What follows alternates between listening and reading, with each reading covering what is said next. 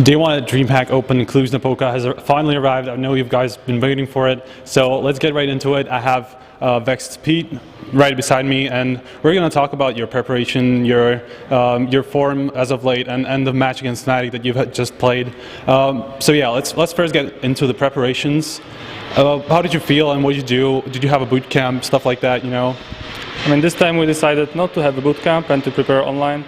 And our preparation, to be honest, wasn't going so well. We had some pretty bad results in online matches, some online tournaments, and we just hope that we can get a breakthrough here, because things haven't been working out for us very well lately via the internet. So why didn't you get a boot camp? Was it because of organizational issues, or did you just decide not to? We decided not to make a boot camp because we played pretty bad right after the boot camp, and we didn't have a chance to make it like 2 or 3 weeks before the tournament. We could do it only 1 week before the tournament, and we didn't want to hop into the major tournament right after the boot camp because we were having pretty bad form right after the boot camp. So we decided to just prepare online this time.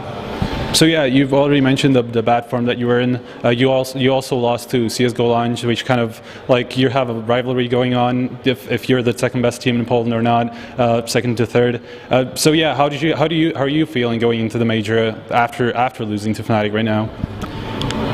It was a kind of calculated loss, I guess. I mean, we knew we could win it, but I don't know if anyone believed it really.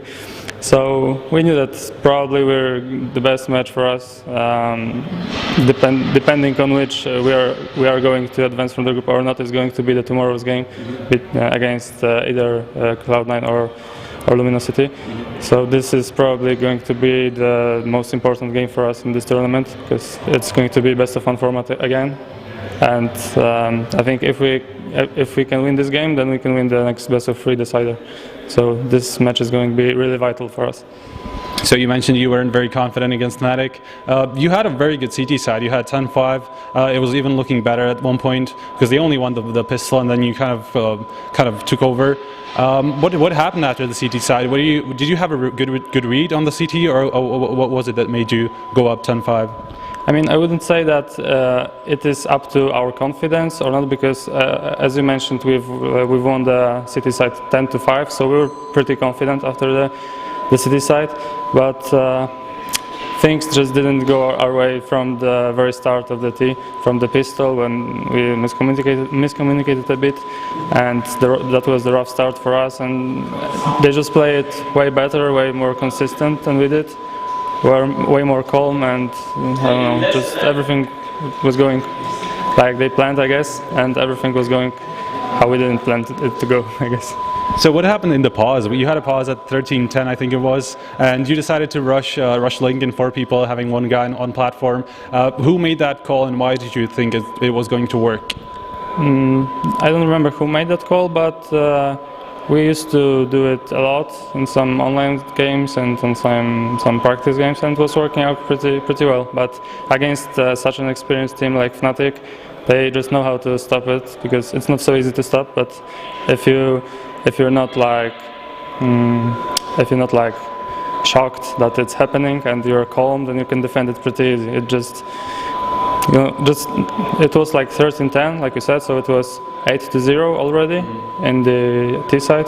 So you may assume that none of our strats were working, or neither the standard, the default play. So we just decided to try something else. It didn't work out. But so was it just like a move of surprise? Was it just like that? I just say YOLO move. A YOLO move. All right. So next up, you already mentioned, is going to be either Cloud9 or Luminosity, depending on who loses the next game.